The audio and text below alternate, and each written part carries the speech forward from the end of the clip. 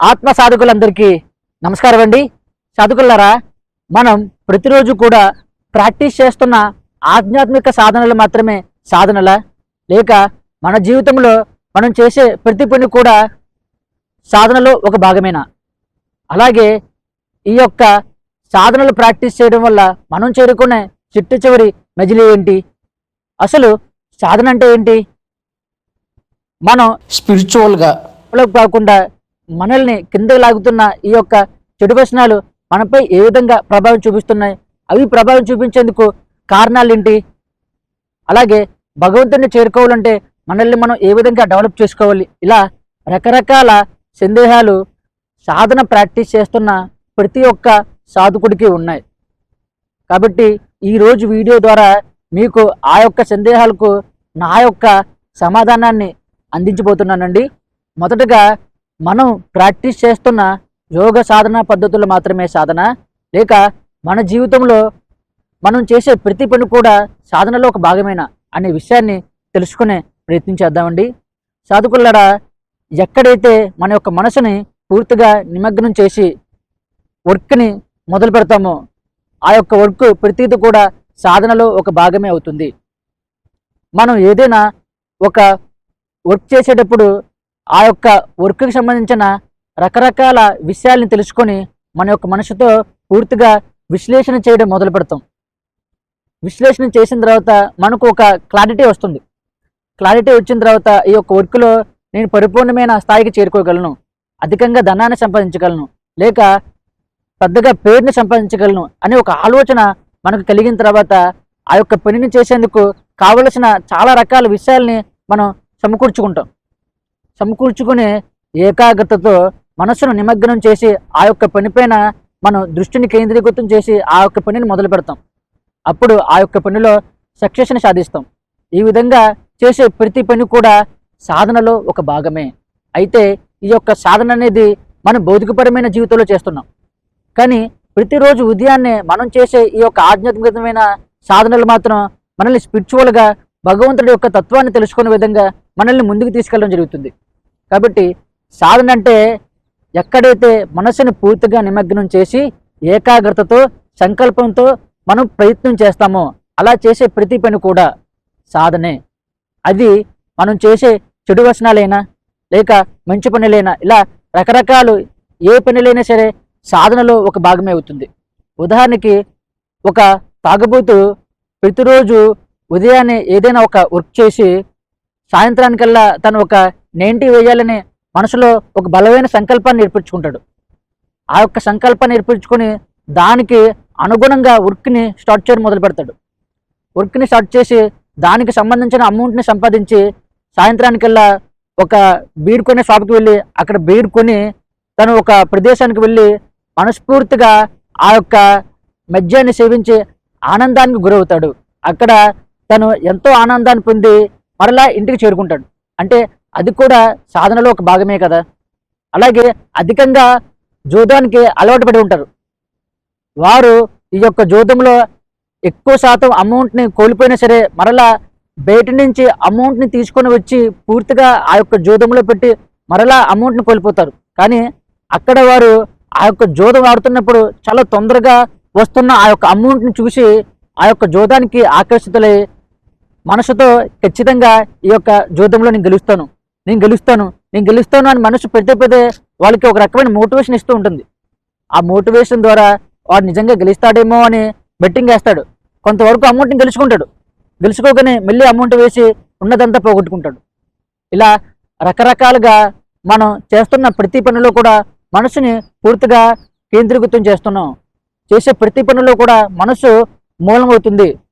మనం తాగే మద్యంలో కానీ, జూదంలో కానీ, వేషలతో శృంగారించడం కానీ, అలాగే పక్క వాళ్ళ విషయాలలో మనం వేలు పెట్టి అనేక రకాలుగా మాట్లాడడం కానీ, ఇలా చేసే ప్రతి పనిలో కూడా మన యొక్క మనస్సు పనిచేస్తుంది. మనస్సు ఎక్కడైతే పనిచేస్తుందో అది ఒక సాధనలా మారడం జరుగుతుంది. అయితే చాలామంది ఈ యొక్క భౌతికపరమైన ప్రపంచానికి దగ్గరగా ఉన్న వ్యక్తులు ఎందుకు ఈ యొక్క జోదానికి కానీ, తాగినందుకు కానీ, వేషలతో శృంగారించడం కానీ, రకరకాల విషయాలలో ఎందుకు పూర్తిగా మనస్సు నిమగ్నం అవుతుంది అనే విషయాన్ని మనం తెలుసుకునే ప్రయత్నం చేస్తే అక్కడ మనసు చాలా తొందరగా వాళ్ళు చేస్తున్న పనిలో అచీవ్మెంట్ని సాధించగలుగుతుంది. ఉదాహరణకు మద్యం తాగే వ్యక్తి మద్యం తాగని వెంటనే ఆనందాన్ని పొందడం జరుగుతుంది. వేషతో శృంగరించిన వ్యక్తి వేషతో శృంగరిస్తున్నంతసేపు ఆనందాన్ని పొందడం జరుగుతుంది.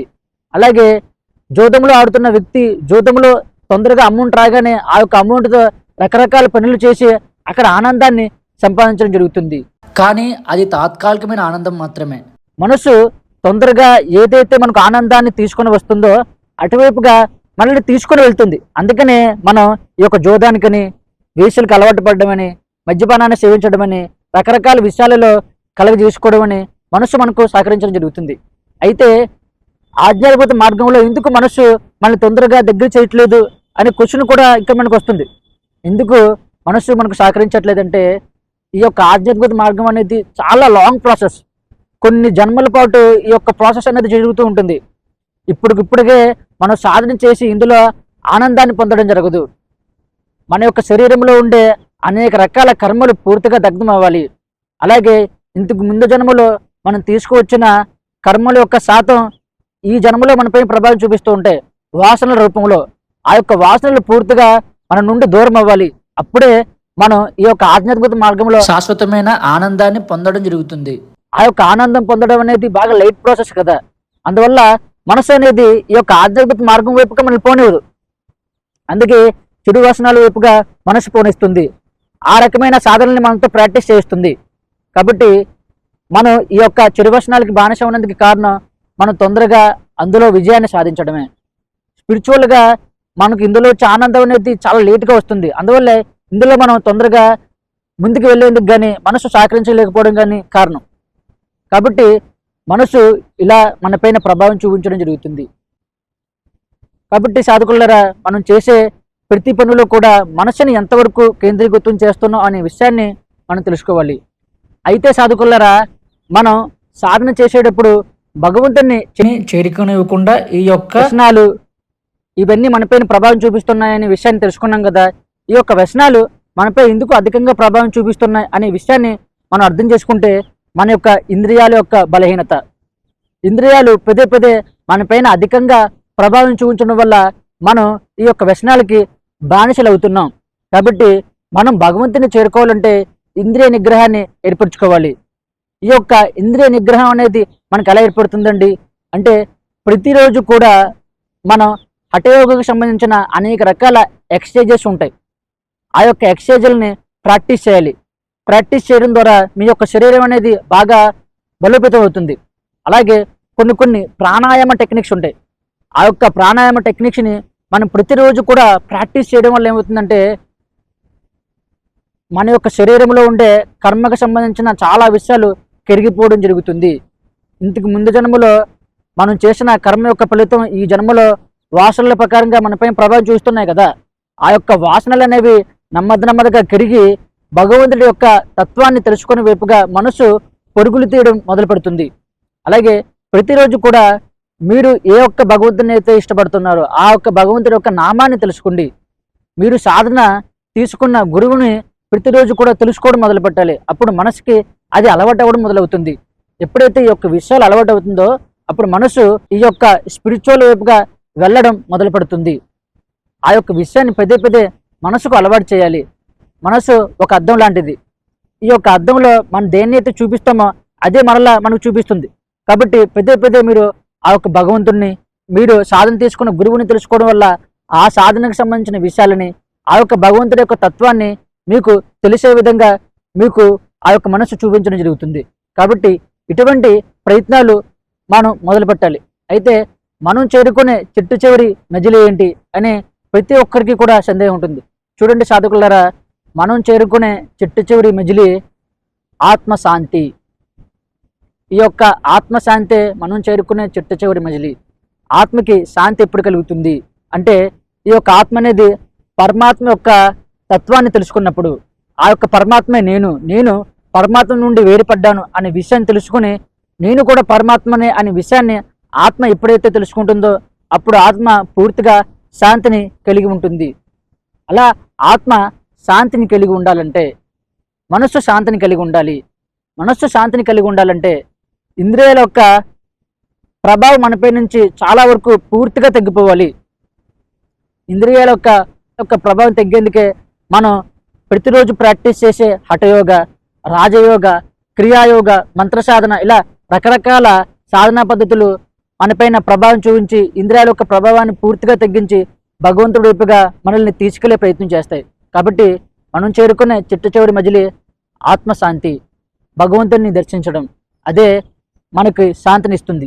కాబట్టి సాధకులారా, నేను చెప్తున్న క్రియాయోగ సాధనలో మనం ఆత్మతత్వాన్ని ఏ విధంగా తెలుసుకోవాలి, భగవంతుడిని ఏ విధంగా చేరుకోవాలి, ఇంద్రియాల యొక్క బలహీనత నుండి మనం ఏ విధంగా బయటపడాలి, సాధనలు ఏ విధంగా ప్రాక్టీస్ చేయాలి అనే రకరకాల విషయాల్ని వివరించడం జరుగుతుందండి. ఈ యొక్క విషయాల ద్వారా మీరు పూర్తిగా స్పిరిచువల్గా డెవలప్ అవ్వడం జరుగుతుంది.